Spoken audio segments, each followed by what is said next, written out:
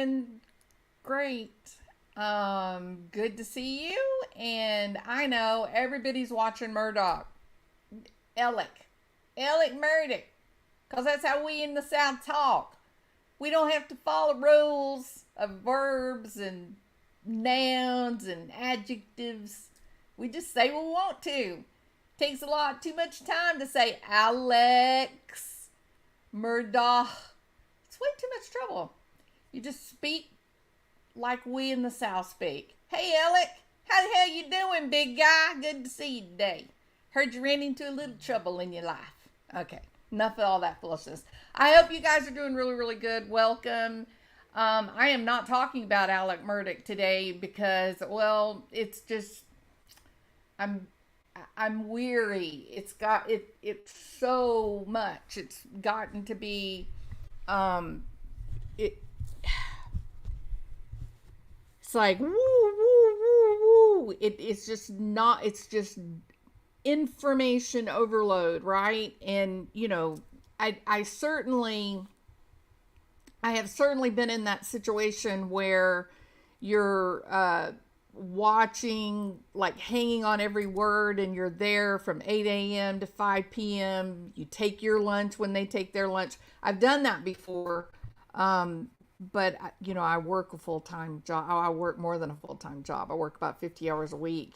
And so trying to keep up with it in the middle of the night, I put it on double time and let it and try to keep up with all the facts and read what I can. But at some point, it's just like, oh, enough.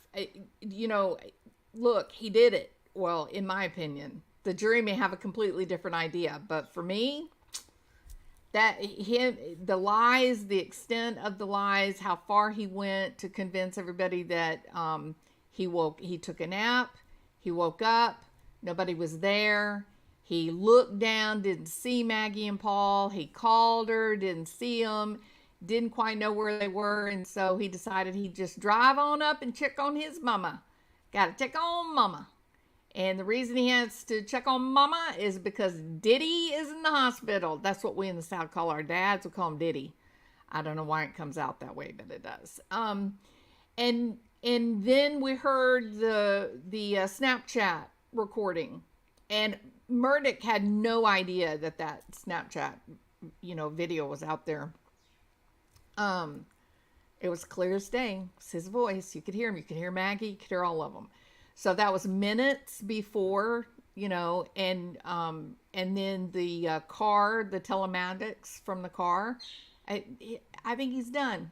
I think his goose is cooked. He is gonna be a turducken this Christmas. Okay, now then, y'all didn't know I could speak South, huh? Okay, so what I'm talking about today, though, is the new virus that's going around. It's not the COVID.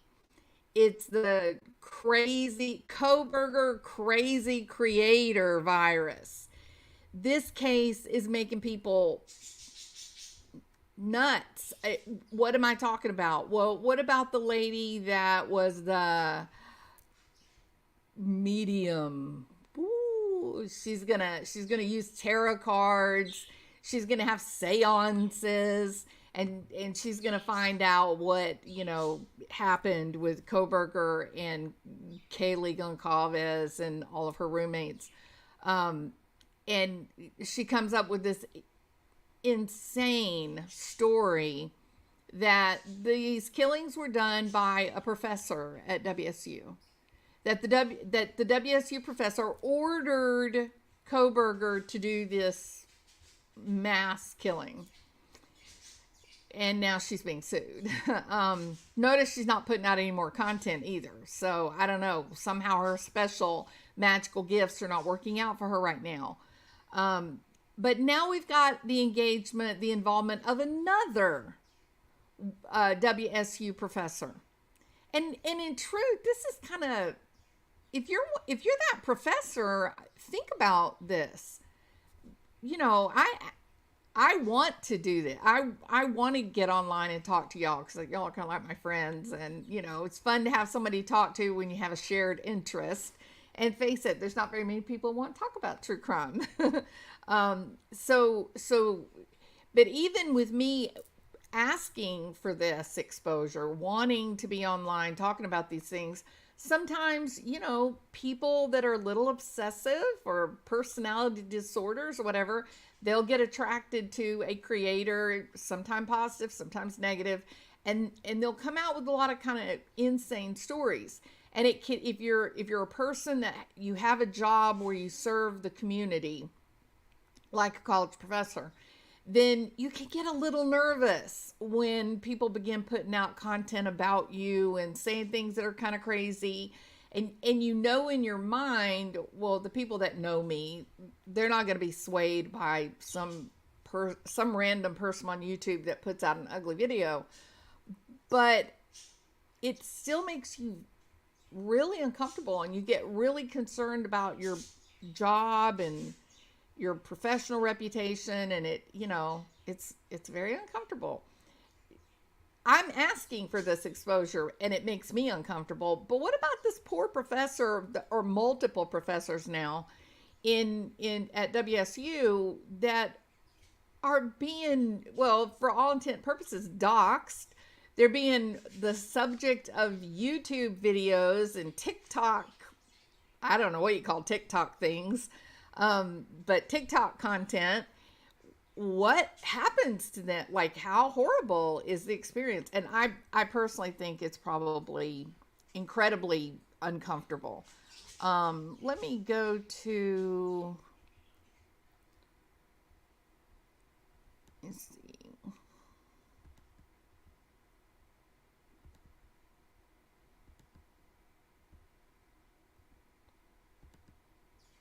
Yes. So let's look at this one right here. And you guys can see that. Okay. So I want to look at this TikTok. I've got it really, let me kind of pull out a little bit so it's not quite so big.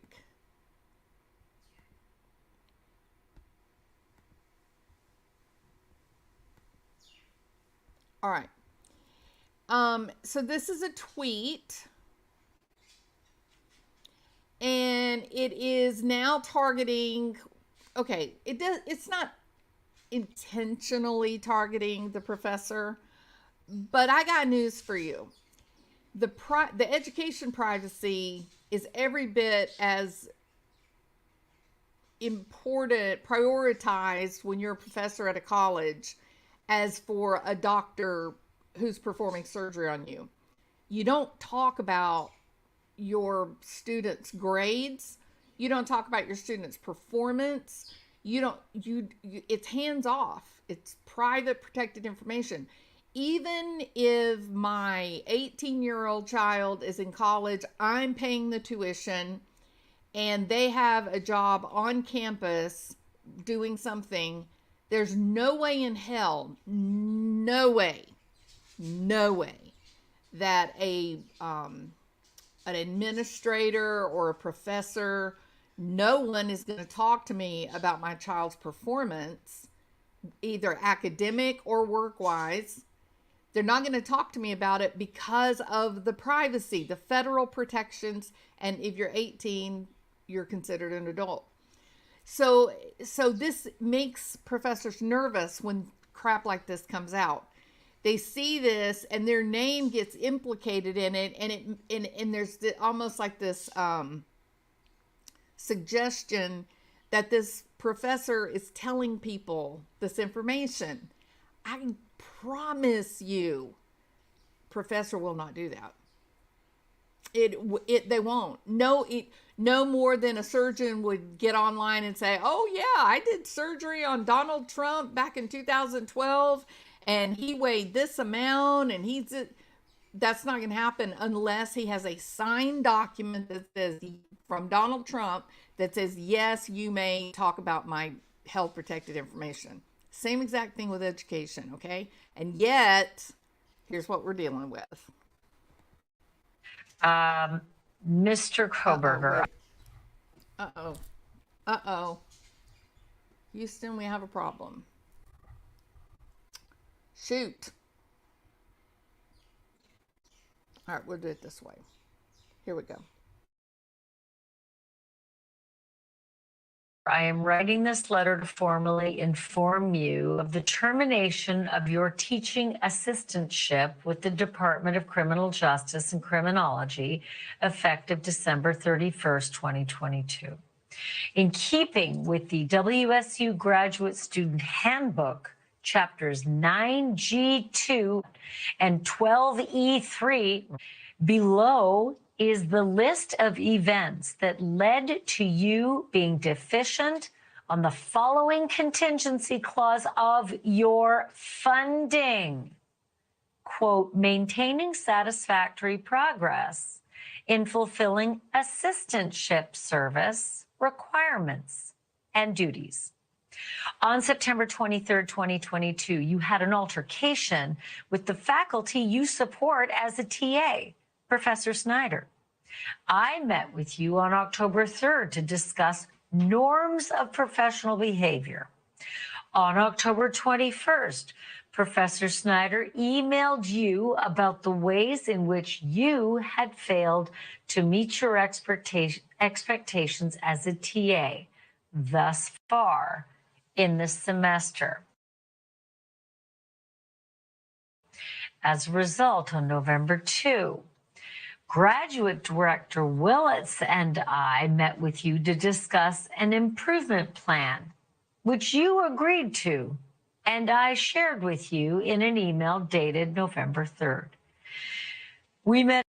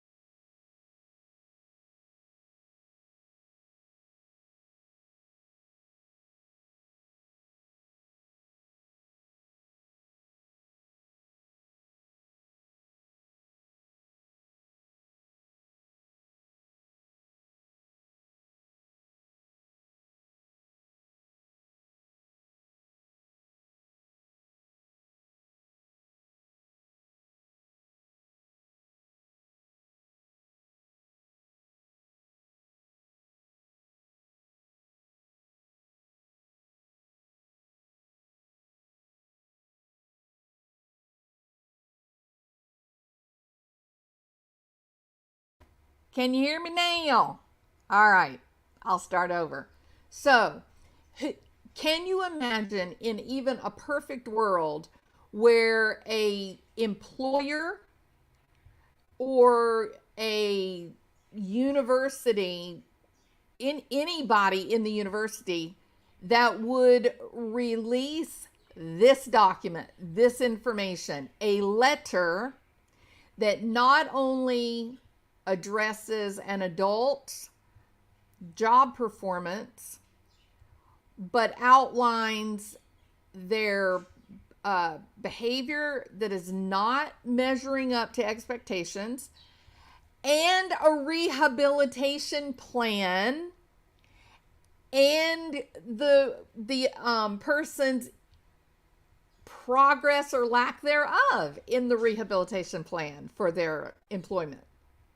We're informing you, Mr. Kohberger, that you will be losing your funding, blah, blah, blah, blah. I want someone to tell me that you think that this would be a perfectly expected document, information to be handed out by your boss, by your husband or wife's boss, by the school that you attend or your child attends. Someone tell me, can you imagine this on any level? I mean, this wasn't even just like an oopsie, right? Where you're a professor, you go down to the corner bar and you're with your friends on Friday night playing pool, and maybe you have one too many beers and somebody says, oh, I've been following the Kohberger case, but it's weird because I haven't met anybody that knows him. And then the professor, because he's a little bit, loopy, He says, oh yeah, I know him. He's in my class. He's a great student. Right there, that minute, that moment in time, that professor finished. In trouble. Deep. Okay? You don't even confirm or deny names of students that may or may not be in your class. It's private. Okay? So the only way that that information could legitimately get out would be if it was released by Kohberger himself, i.e., one of his sisters or his mom or dad. That's it. That's the only way. So I don't believe, not for a moment, do I believe that this professor allowed that document out of his sight. There is no way that a student worker in the office, there's no way a student worker would have gained access to that type of letter. I absolutely believe that. So this is, this is a little bit worrisome that yet again, we have more information being attributed to a professor at WSU. And listen, people, for me and you, we're just being creators or subscribers. These professors, this is their livelihood. They've spent their whole lives working toward building a professional reputation and a place on a campus so they can teach and they can do research and publish. This kind of thing is career ending. And yet we got plenty of people out there that are sharing it, making up stories, embellishing it, I think. And they're creating information that's just fraudulent and untrue. And it can have some real, true ramifications. I personally think this professor that's being implicated in this particular situation, I think this professor should get an attorney and sue the person that did this. I think they could, because it's slanderous. It calls into question his professional competency. At some point, we got to quit doing this, because this is a person that's not in any way, shape, form, or fashion involved in what happened to those kids. And now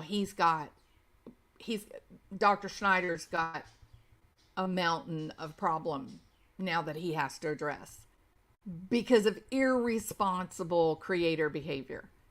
And I'm telling you, listen, so I've been doing this Murdoch case, right? The trial's been going on.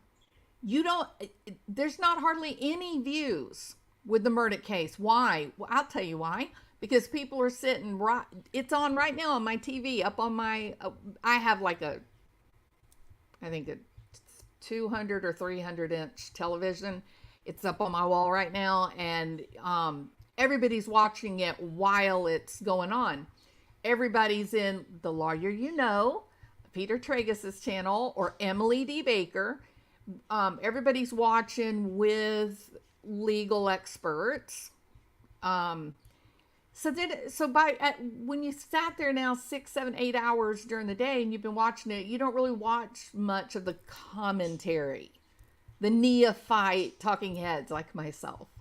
They don't get many views, but it's interesting to me. And I do try. I'm not rehashing the day's testimony. I'm trying to give some kind of psychological insight. So I am trying to do something that is additive to the conversation, but still not very many views.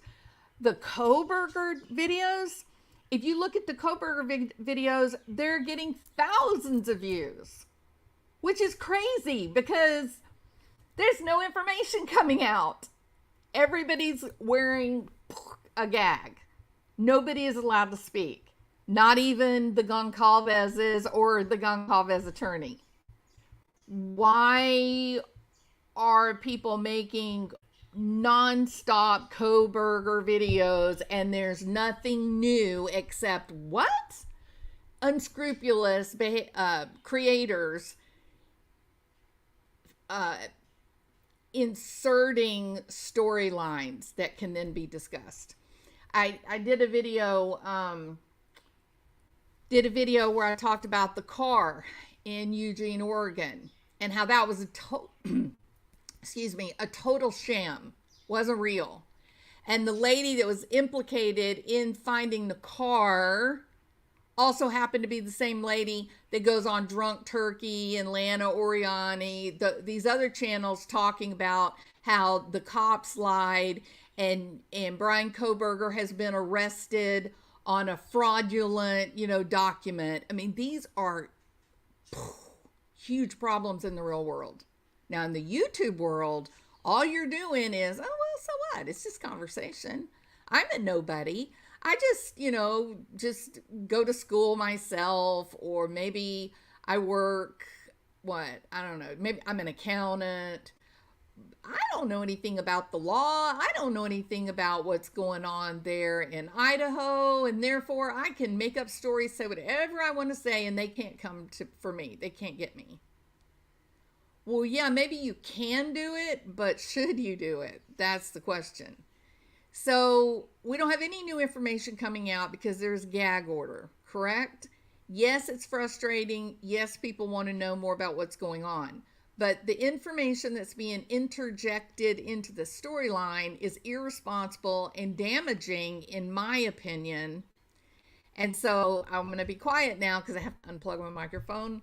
So I'm going to be quiet now. We're going to finish this video, and then I'm going to go on and I'm going to talk about what's actually been reported on Newsweek and The Star and other websites. Okay? So I'm going to be quiet now.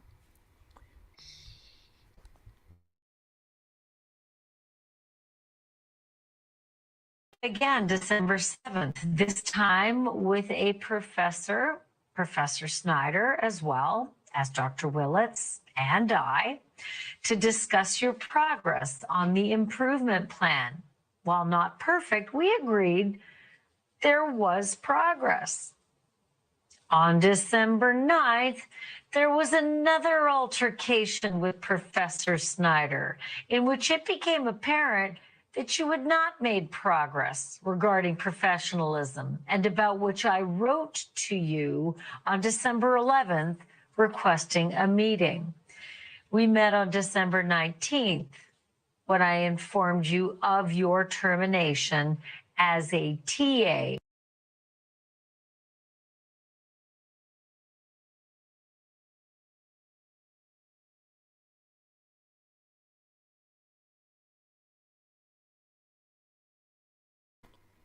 Okay. You can hear me now, right? Okay. Does it sound like an authentic letter? Yes, it does.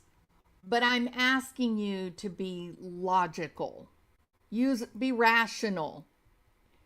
What's the likelihood that WSU is going to allow that document to make it out into the media, especially when there is a blanket gag order? This is hard for me to believe. Now, do I know that there are some people, let's say that you've got access to this letter and some unscrupulous journalist jumps up and says, "Hey, I got $1,000 with your name on it. Just give me something. I don't care what it is. Just some kind of document, something I can report on. I swear I won't implicate you. I won't implicate your newspaper or your organization, but I need something. Here's $5,000. Just anything." Well, what if I gave you proof that Brian Kohberger was not a TA because he had been fired before Christmas break? You have that?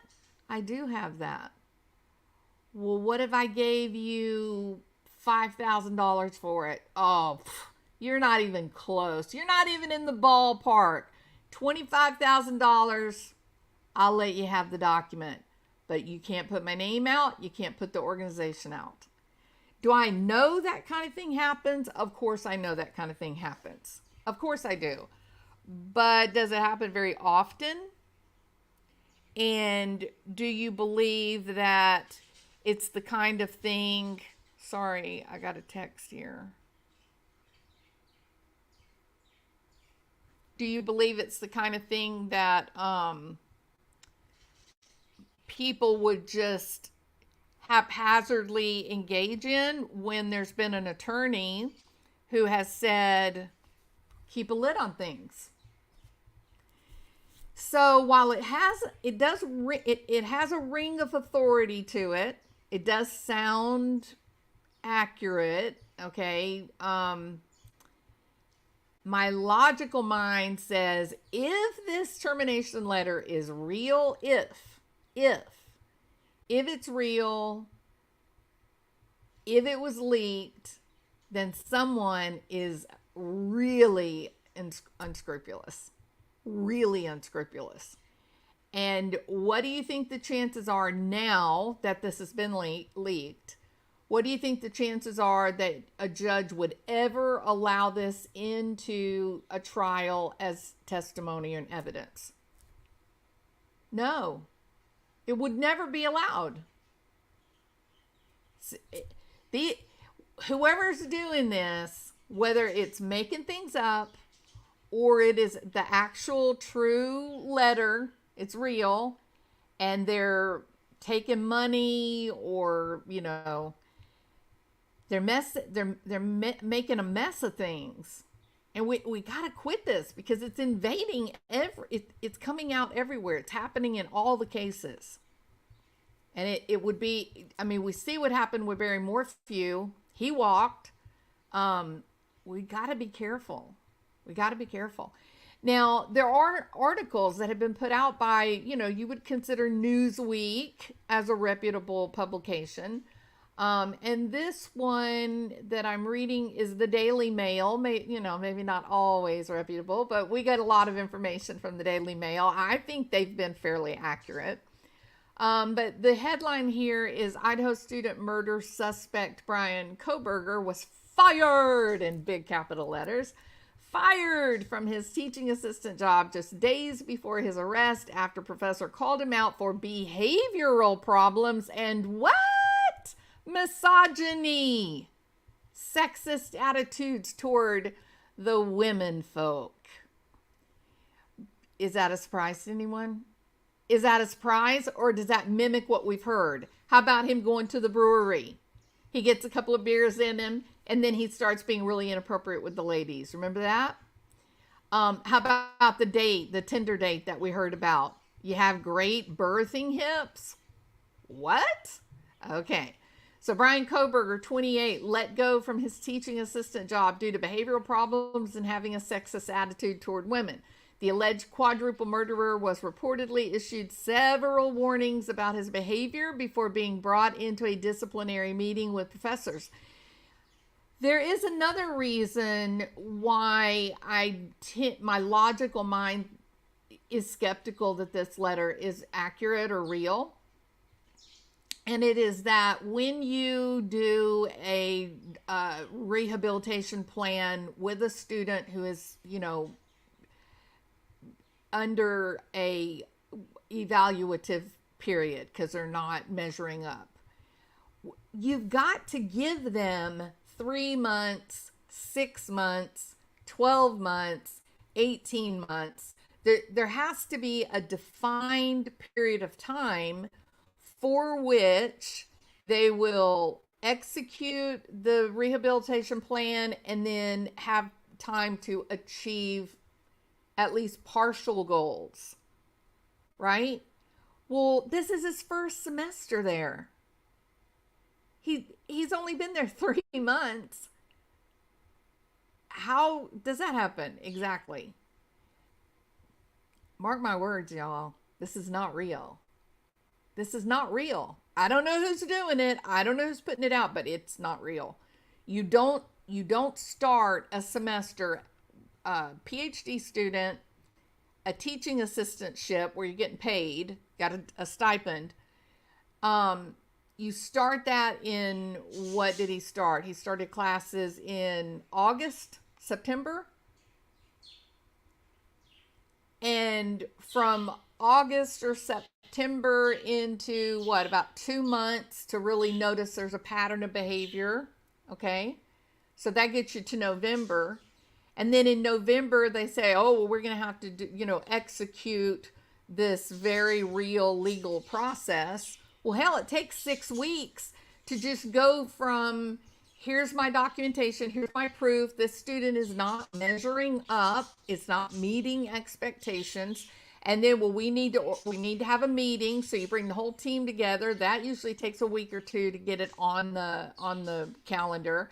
Then you have the meeting, and then you decide, yes, we need to bring him in. So then it's another couple of weeks before you can finally get him in to meet with the team. And then you say, these are the things that you're doing wrong. Here's the documentation where people have addressed what you're doing wrong. Here are the new goals we want you to meet. And here are the steps that you have to complete in order to do that. And we're going to give you 6 months or 3 months. I've never seen anything less than 3 months. So he wouldn't even be close to the first evaluation. He wouldn't even be close. And in this letter, they're saying, we looked at you here, you were showing improvement, and then we looked at you again later and you were showing no improvement, and therefore we're letting you go. That's not the way the rehabilitation plans are written. They will say 90 days from now, you will meet standards for behavior A, behavior B, behavior C. Here, you will meet weekly with an advisor to address 1, 2, 3. And then you have to do that. And then that advisor is keeping track of when the student showed up. Did they arrive late for their meetings? Were they alert and ready to work on the problems at hand, or were they hungover, sleepy, detached, no shower, show up in pajamas?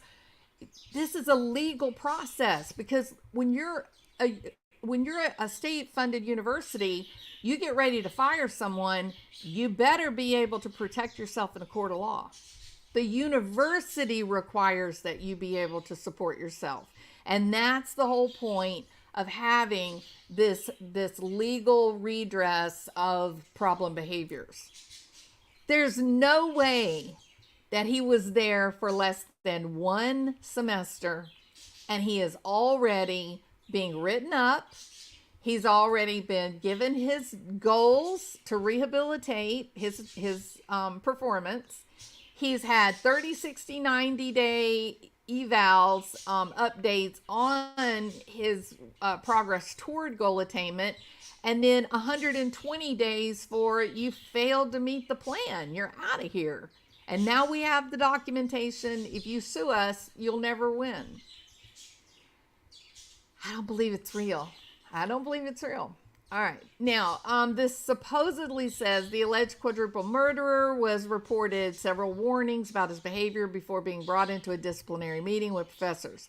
His attitude toward women was a key talking point, and he was ultimately let go on December the 19th, 1 month after the quadruple murder. Brian Kohberger was fired from his teaching assistantship job just weeks after the murders of the 4 Idaho students. He's facing disciplinary actions with this Washington State University job before being officially let go on the 19th. 11 days later, on December 30th, Kohberger was arrested at his parents' home in Pennsylvania.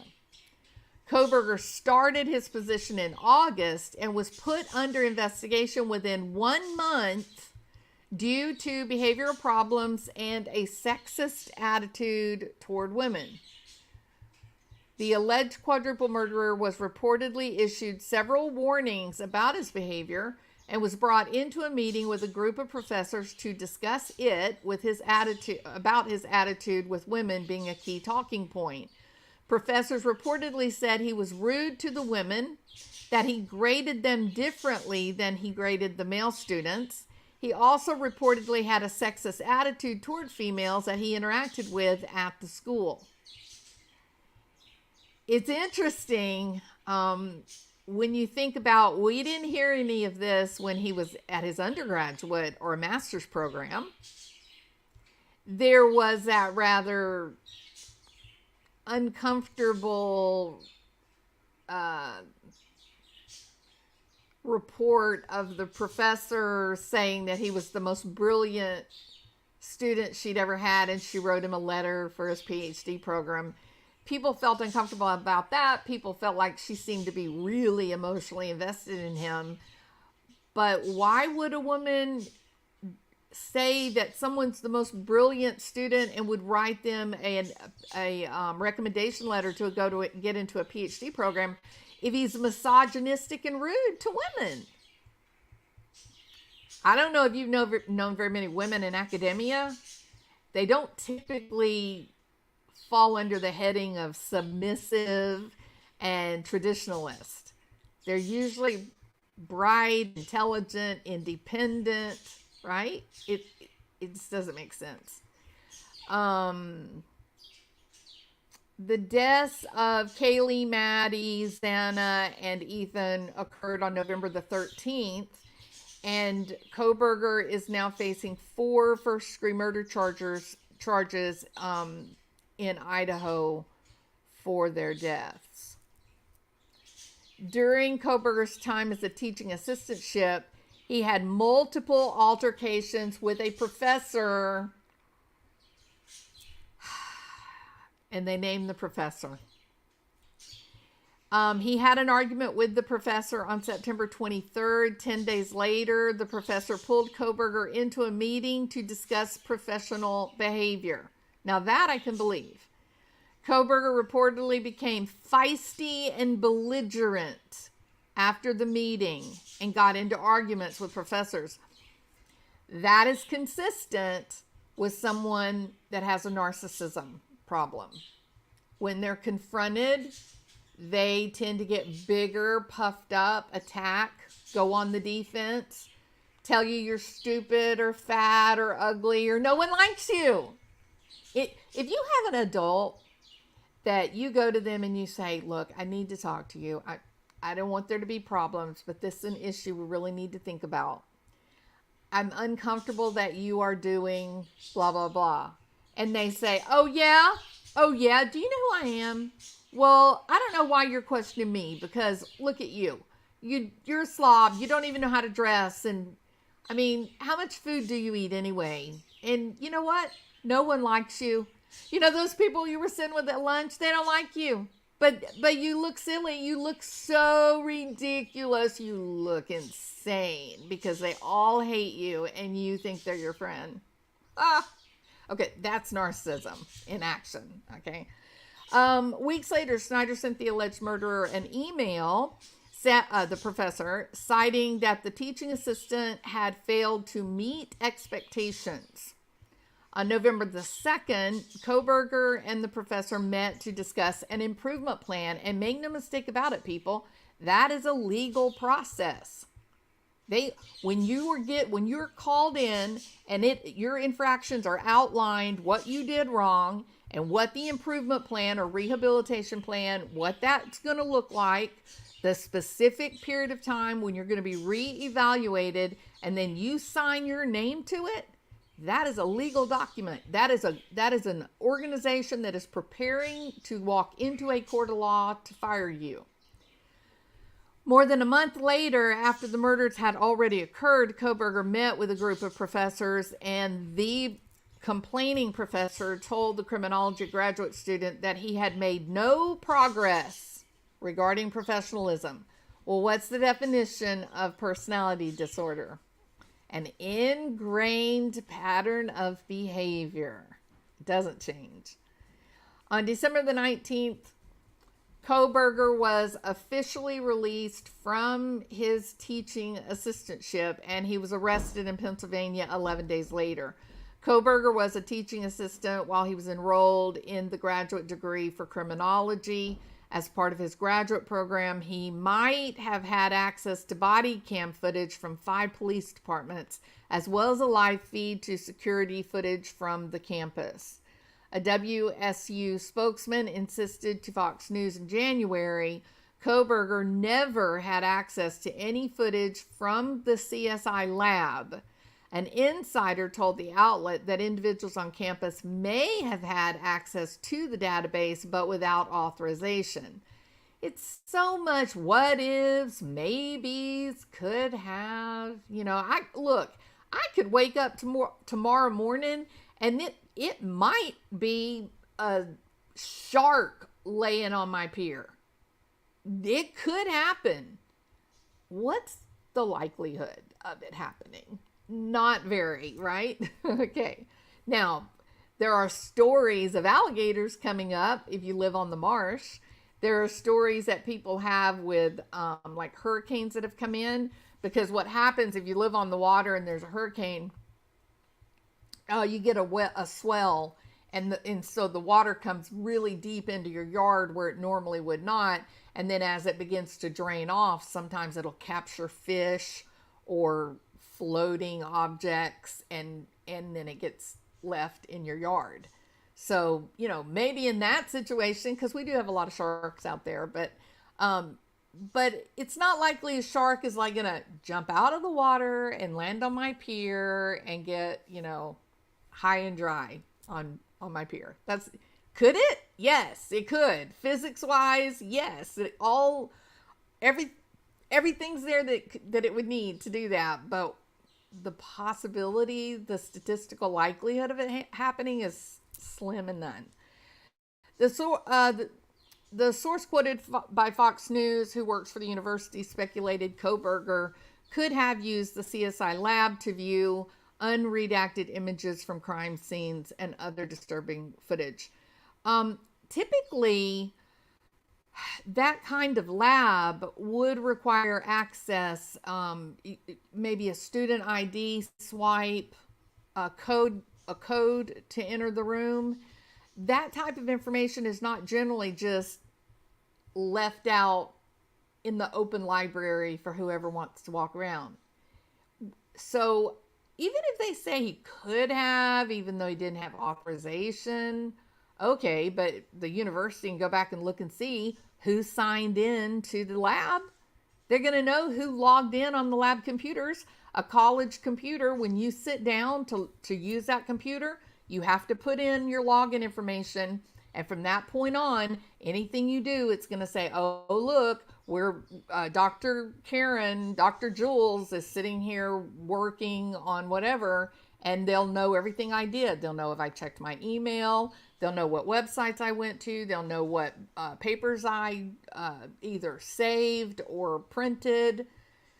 So even if you want to create this this fantastical whodunit story, oh, he could have gone into the lab under cover of night with no one around and looked at videos of the girls.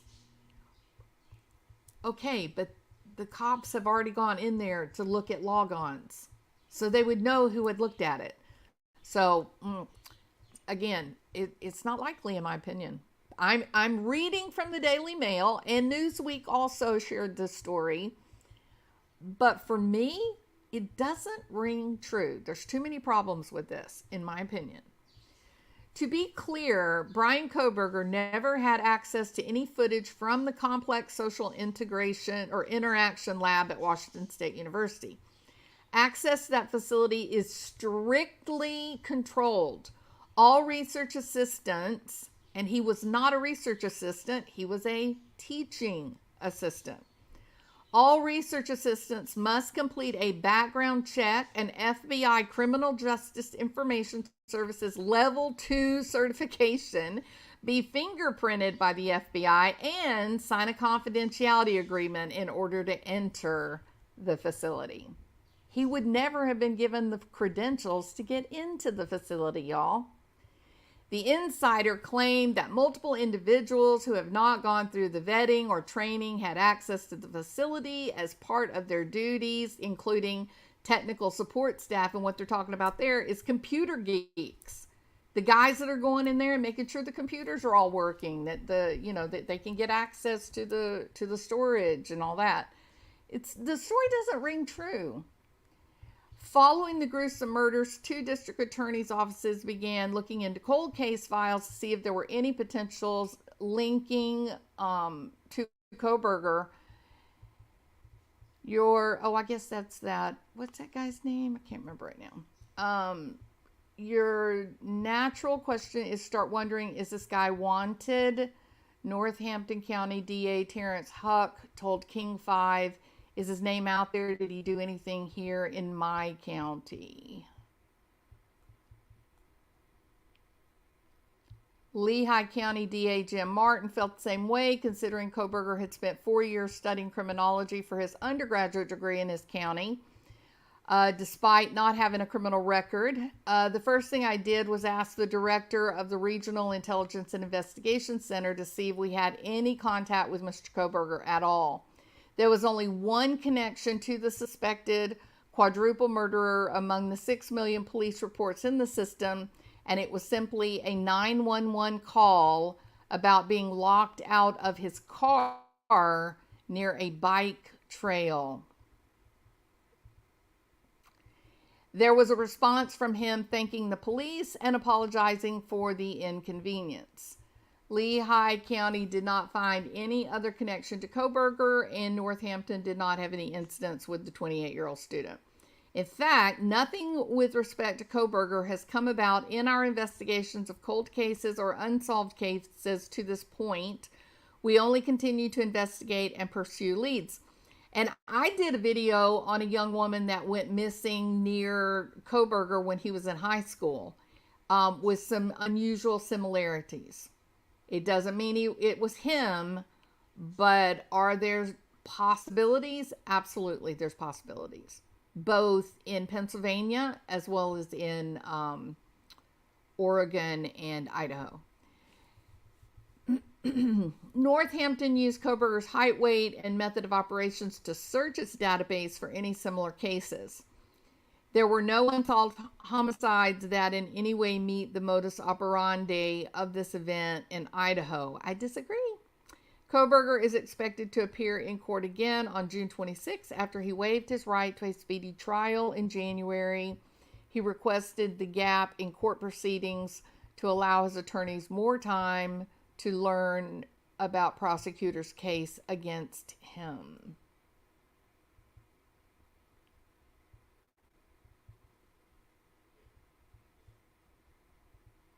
Hold on. Oh, that's Dr. Phil. We don't want to show Dr. Phil clips because he doesn't like that.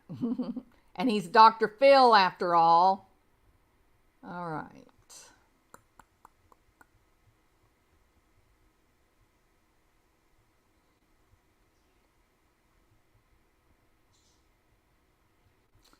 Okay, so now go away. Why is it doing that?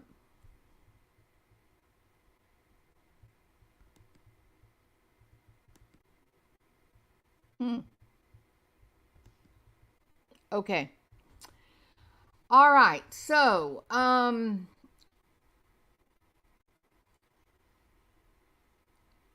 overall, I don't trust this reporting.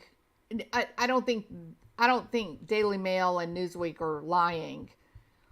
I think there is someone out there that is interjecting bogus information in order to create content that creators are now using to continue to make money. I think it started with the car in Eugene. Then we had Kim, the mother of Peyton, telling everybody that the cops were fraudulent and criminal, putting the whole case in jeopardy. So she was out there running around doing that foolishness. And now we find out, oh, look, let's implicate a couple of professors. Let's name them.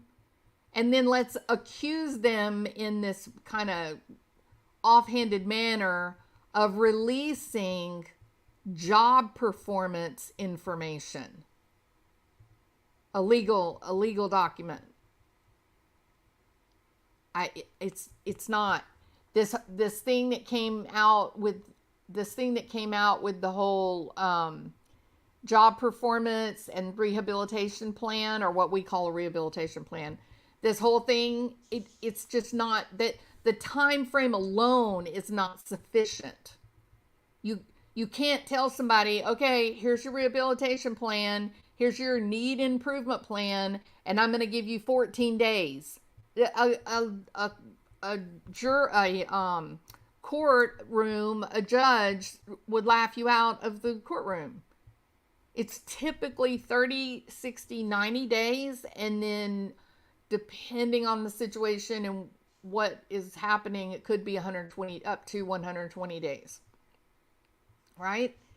So, how do you even reach that standard with someone who's only been there, 2.5 months? So I think ultimately it will come out to have been in bogus. And remember, we've learned about the FBI. There have been situations that have made a lot of people uncomfortable, where there's this story, some kind of sensational story comes out in a newspaper, a legitimate newspaper like Washington Post or whatever, or New York Times, that a story comes out, and as you read the story, it says, sources within the FBI say. Oh, sources?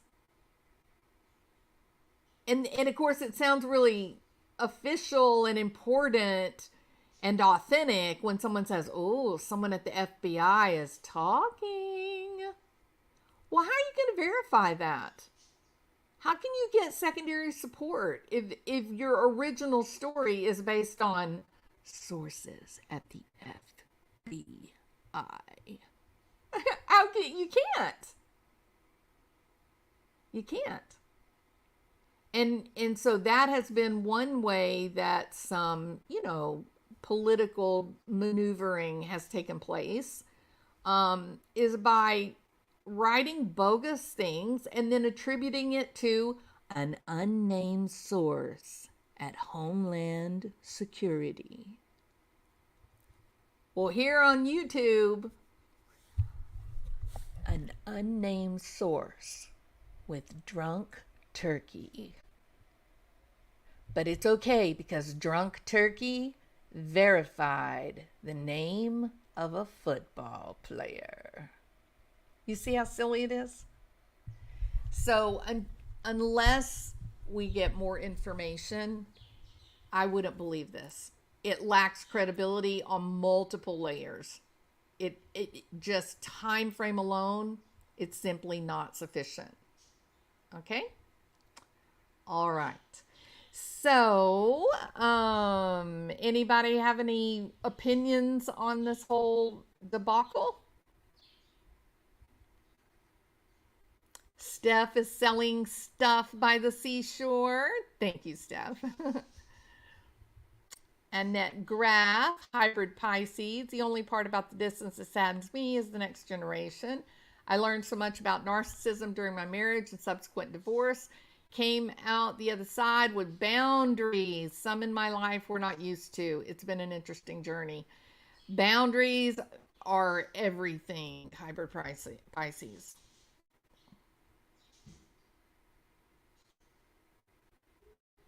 Master manipulators. Hey, big ups. How are you doing? Feisty redhead. Welcome. How are you? Boundaries are essential. You have to learn how to set boundaries, but then the harder part is learning to protect your boundaries. You have to defend your boundaries, because just like hybrid Pisces said, a lot of people are not going to be happy that you're learning how to set boundaries. They're going to be like, well, what do you mean you're going to set boundaries? It's my job to make you uncomfortable. And if you're going to set these boundaries, then how am I going to do my job? And so they'll say, oh, you're so arrogant to stop answering your phone after 10 o'clock at night. How arrogant of you. No, I actually don't answer my phone after 10 o'clock because you're usually drunk after 10 o'clock, and that's when you say mean things to me, right? So you do learn to set boundaries, but it's more important to learn to defend your boundaries and keep them in place even when people begin to lash out about it. My sister is a U of O professor, 15 years. She's an intelligent woman who travels the world lecturing, and she is no wallflower. When she was a young kid, her horse was misbehaving, and she punched him. Ouch. My mother asked me if I loved my sister. I said, I love her. I don't like her. I've seen that a lot. Yep, that's very true. Very true. It happens.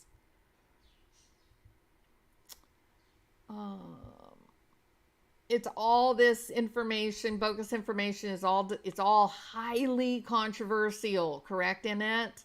It's so controversial. It's so dramatic. It's so what? Hollywood. It's like this Kohberger case is ridiculous. It's like watching a never-ending Hollywood blockbuster. And yet, has anybody stopped to ask themselves, but wait a minute, why are we getting all this crazy information? Because there's a gag order on all the people who know. If you are in the know about Kohberger, you have a gag order placed on you. So exactly how is all this information coming out? Sources at the FBI say unnamed sources. One time I read, this is hilarious, unnamed sources are on the record. Oh, really? Really? Unnamed sources went on the record? I thought on the record meant, here's my name, rank, and serial number, and what I'm telling to you is absolutely true. All right.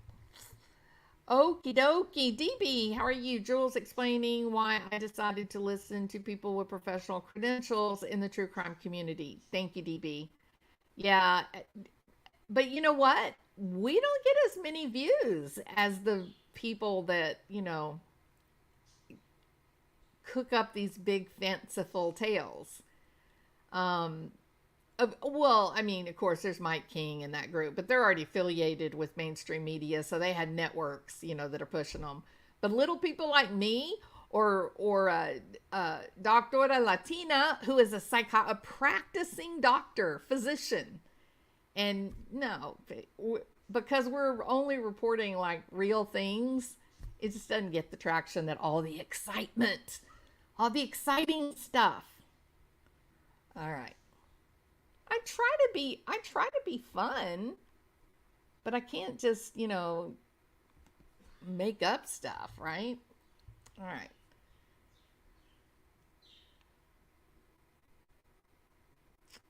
Okay.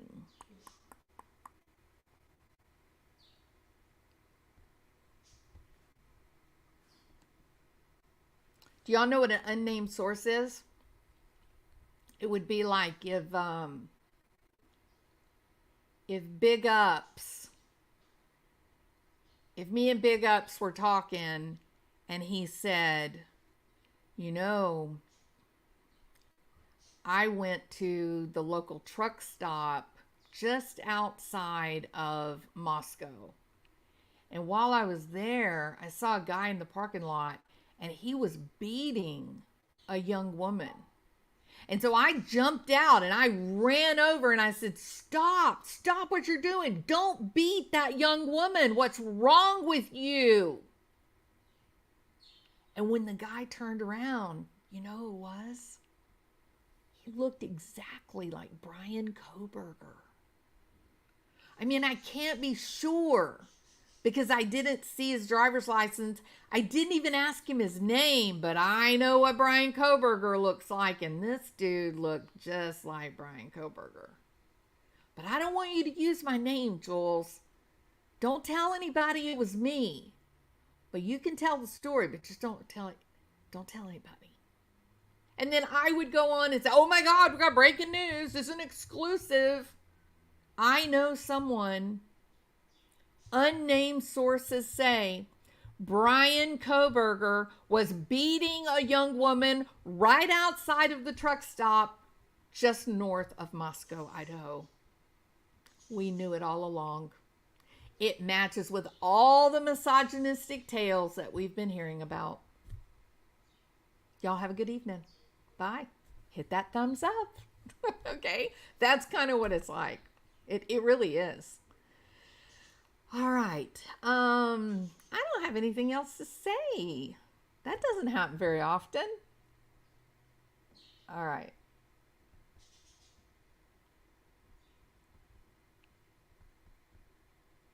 Consider the source. That is right.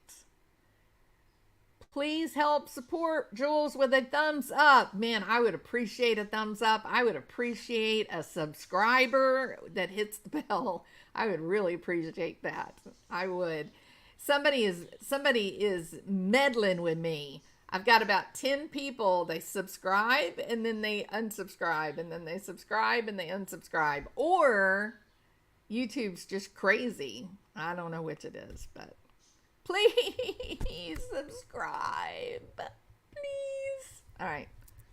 That was shameless pandering right there. All right. Wait. What?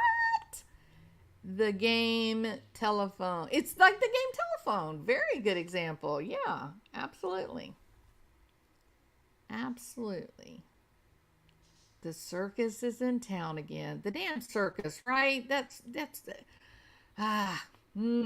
don't get me started with the whole heels on the ground and feet in the air. But look at the views. Look at the views. When there's drama and there's all that crazy, people flock to it. It's like you're on the interstate and there's a wreck. You can't look away, right? You can't look away. I wonder, that was weird. Anyway, it's kind of like that. We go to the drama channels, we watch the exciting stuff, but do we really think about, I wonder if this is accurate? The truth is, Kim, you're a liar. Sorry, but you are. If you're not a liar, if what you're saying is the truth, then you've thrown your children under the bus. You've destroyed their social life. No one will ever trust them again. You've called the police officers liars and cheaters and criminals. And you've said that the district attorney committed fraud with an arrest warrant that is based on lies. So I don't know, Kim, if you are telling the truth, you're not a very good person. You know what I mean? All right. Okay. Kind of went off on a tangent there, but I'm famous for my tangents. So, Tube likes controversy, gets advertising. YouTube, the algorithm. Now, I think the human beings that work there, I don't think they like the controversy, but the way that the algorithm has been developed, it's flawed. And the reason that I say that it's flawed is that it rewards bad, and I think it's inadvertent. I don't think it's desired, but it is inadvertently rewarding bad behavior while it is letting good behavior get suppressed.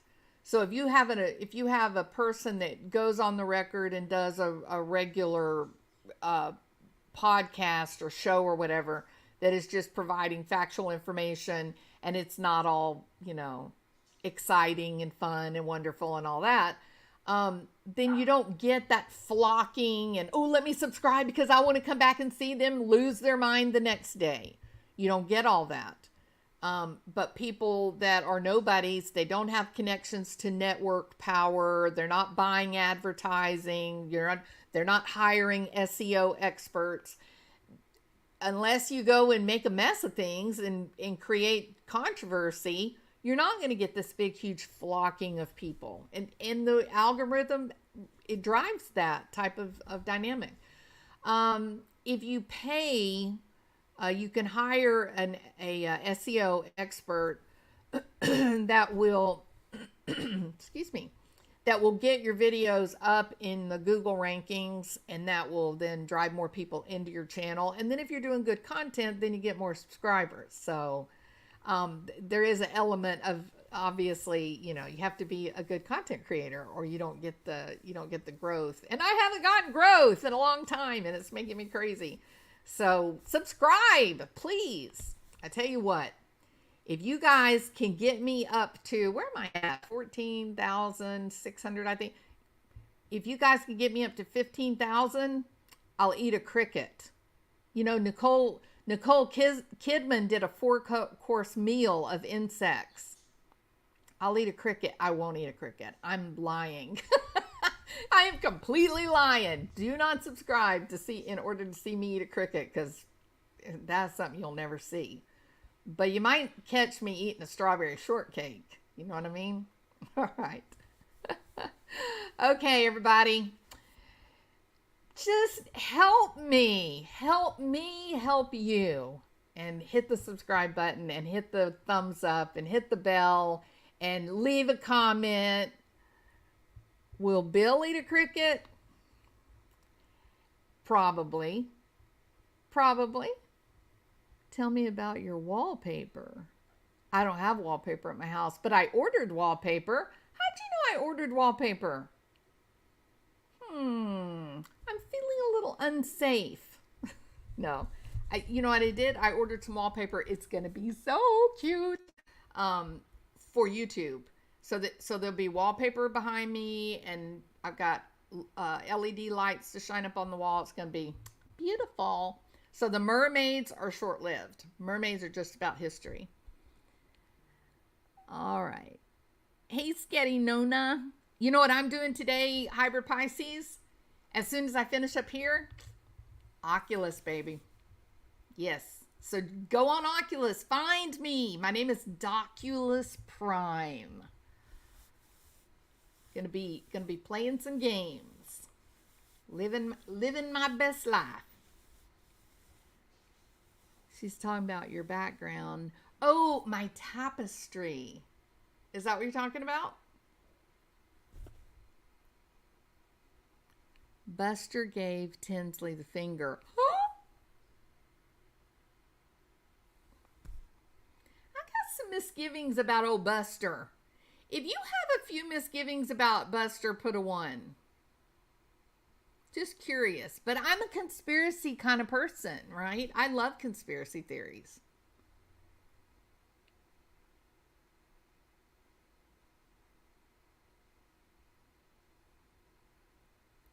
Thing 1, Cindy, big ups, Moonlight.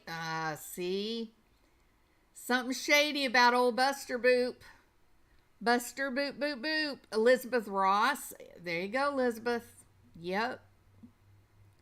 It's in the genes. It's multi-generational, isn't it? Starting all the way back with Big Buster Murdoch, handsome, every generation, right?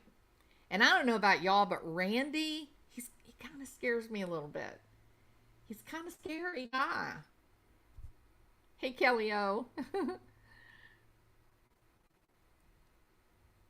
1 meter just busted. We just broke the internet.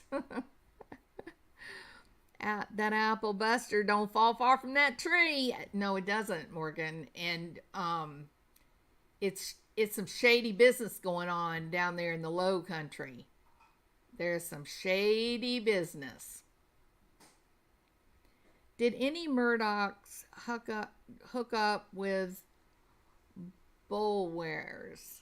They say Bowers or Bowers. Is that how they pronounce it? Bowers, but it's spelled Bowl, Boulwars. I don't know about them hooking up.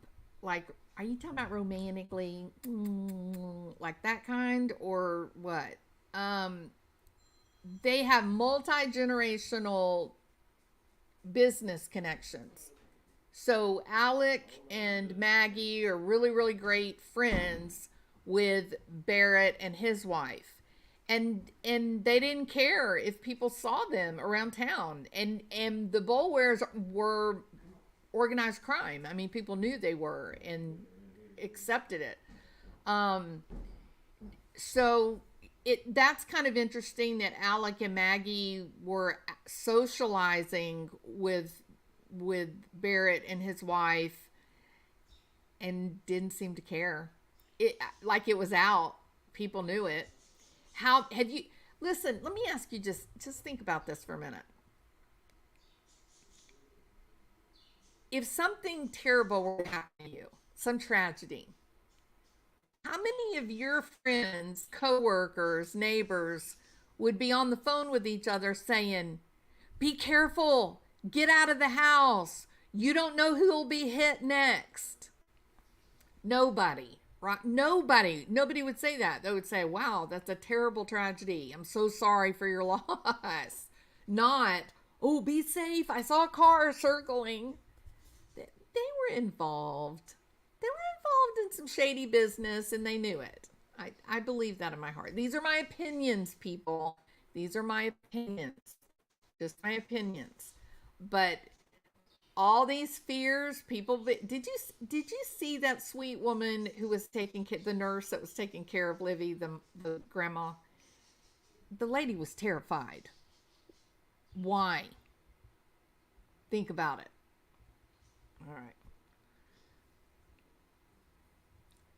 Yeah, well, who's paying for his attorneys, right? Because he doesn't have anything. As my grandma used to say, honey, he hadn't got a pot to piss in. Yes, my grandma did say that. she'd get mad at the dogs or whatever and say, you little pissant. I'd say, oh my God, Mama, don't talk like that. It's so crude. She'd say, shut your mouth wide open, child. All right. Especially since she's African American. She was terrified. No one is going to convince me she wasn't terrified. Yeah. Why are they representing him? That's another question. I'm telling you, it looks like organized crime to me. It does. The whole operation, the way it was all set up. Did y'all see the crazy jelly ball company business that Alec and Boulware got into? It's crazy. It's crazy. I don't know. They don't want Alec Murdoch to spill the beans. And is that why Randy is sitting up there like, some kind of Confederate general, big man in the front row? Nobody sits with him. He's sitting up there by himself. No one ever talks to him. No one ever sits with him. Is he there to remind Alec? Is that what's going on? I don't know. I noticed Nancy Grace was there yesterday. Yeah. Lot of cash somewhere. I don't care how many pain pills you're taking. You're not taking $8 million worth of pain pills in a couple of years. No, something else. That money went somewhere else. I think he was laundering money. I think that was what the whole operation was. It wasn't about stealing. It was about taking someone's illegally gotten gains, running it through an investment vehicle, and then putting it back out in a way that the IRS could account for it. And I think that was the whole kit and caboodle, all of it. So, all right. But they didn't ask me, did they? Where's the beef? Right? He could have Bitcoin buried, and he is the only one with the key. I don't know. Bitcoin has suffered badly. All right, peeps, I gotta go. Y'all are awesome. I appreciate you, but I need a new subscriber, just one, please, please, please, please. And then I'm gonna play Oculus. So if you have an Oculus, find me. My name is Doculus_Prime, and we'll go play anything you want to play. I don't care. I love all the games. You know what my favorite thing to do is? I love dog fighting. I love the games where you've got an airplane or a spaceship or something, and you're actually shooting at other people in their airplanes. All right. Feeling so violent. Okay. Y'all have a wonderful, wonderful Friday. It's Wild Speculation Friday, but you know what I did today for the first time? This was historical. Today, February the 10th, 2023, it marked this day in the history of the Jewels of Thought YouTube experience. It was a historical day because it was Wild Speculation Friday, but you know what? We didn't do Wild Speculation Friday. I actually debunked other people's speculation. Can't happen very often. You know what I mean? I got a reputation to uphold for my Wild Speculation Fridays. Y'all have a good